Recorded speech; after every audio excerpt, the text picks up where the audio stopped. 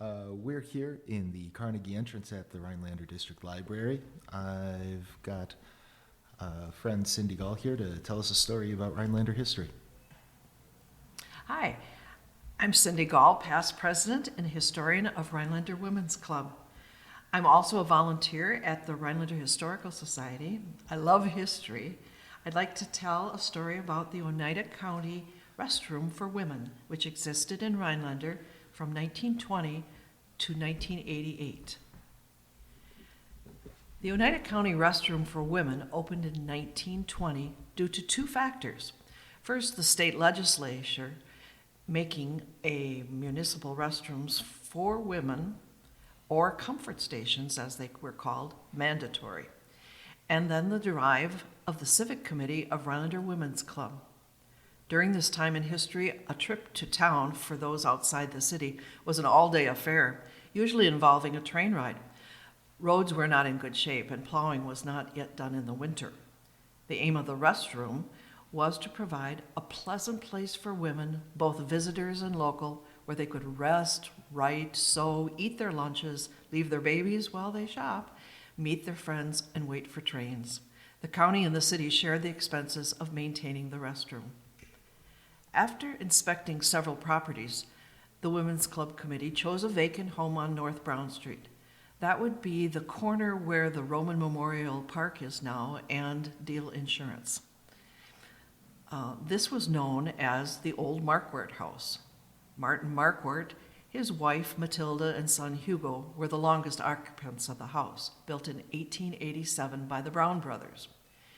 Its first occupant was Mrs. Moulton and her millinery goods. When the Marquardts rented the house around the turn of the century, they also manufactured cigars out of their home. In later years, the house had become vacant. The Women's Club Civic Committee choice of a former residence rather than a business to house the restroom provided an atmosphere that was homelike and very relaxing. A matron was to be continually available at the restroom, living in a room upstairs and receiving income from the small lunches she provided. During the first 57 years of the restroom's existence, only 3 matrons were in charge.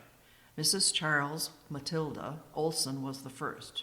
Originally from Sweden, she had been a widow for 3 years. Her salary was to be $50 a month, but she also received the income from lunches she provided and rent on the upstairs room.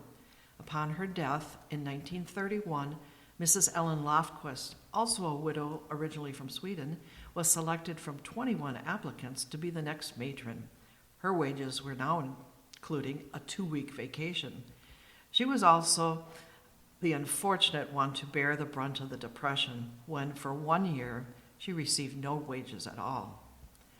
Through Mrs. Lofquist and her grandson Dick, the Rhinelander Historical Museum received the original clock from the restroom and one of their first children's rockers. Mrs. Mabel Spears succeeded Mrs. Lofquist in 1958. She also remained with the restroom for a long time, retiring in 1977. Many of the original furnishings for the restroom were donated by the Women's Club. They made sure that the interior was painted, wallpapered. They took care of the lawn, furnished wood for heat, later coal, and then oil, planted flowers, and contracted for general repairs. They also made small investments and held fundraising events to help with the expenses of the restroom. In 1922, when the restroom was purchased by the county, they made a generous donation of $1,000 towards the purchase price. Their efforts were rewarded by the fact that the number of visitors grew from 3,000 in the first 4 months to 13,000 in 1968, including guests from every state and foreign countries. State inspectors referred to the Oneida County Restroom for Women as a model for others.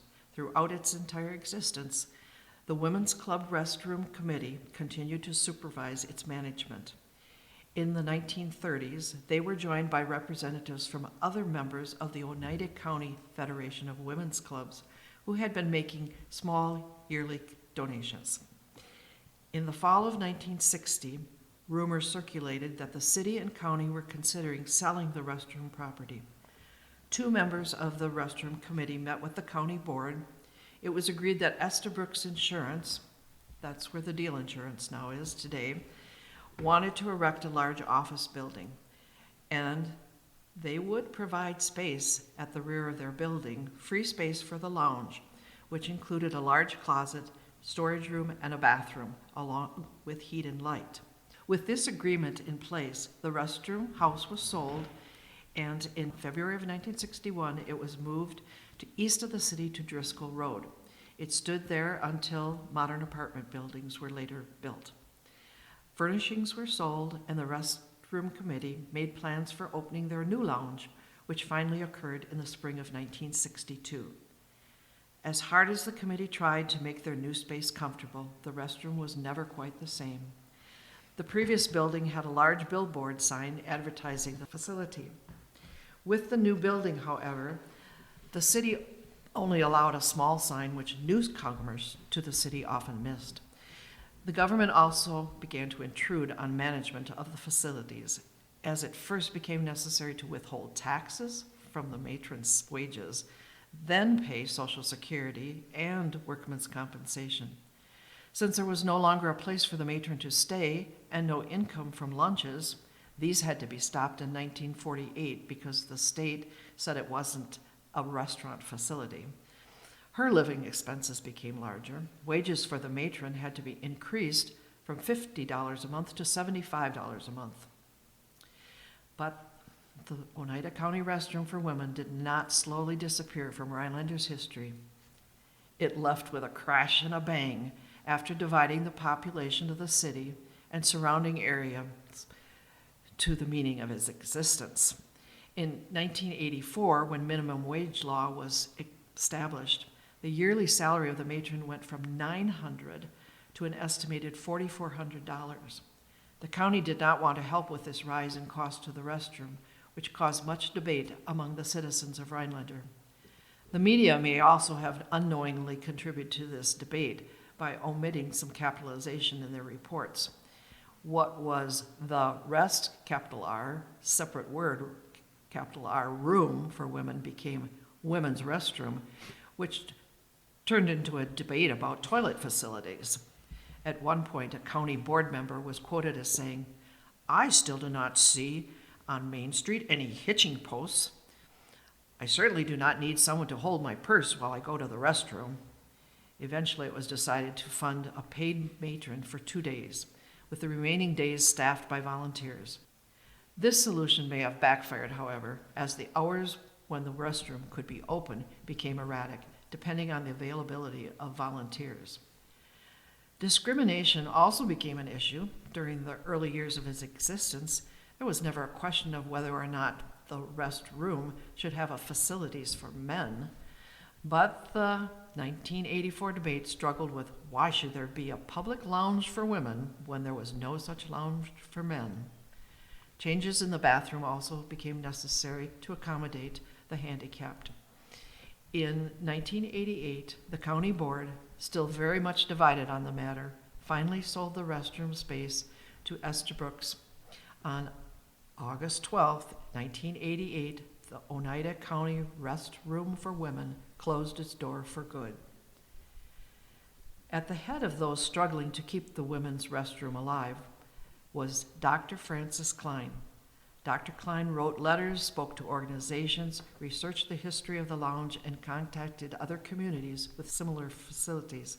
It was through her efforts that the Oneida Historical Museum now has the original minutes of the restroom committee meetings and a scrapbook of her fight to save the Oneida County Restroom for Women.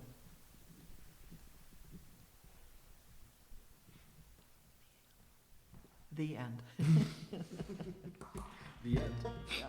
So, Okay. Thanks for listening to another episode of If These Woods Could Talk, produced by the Rhinelander District Library. A special thanks to the Old Pine Road Band for the musical theme. To learn how you can record your own story of the Northwoods, or to suggest a topic or storyteller, contact the library or check out the website at rhinelanderlibrary.org.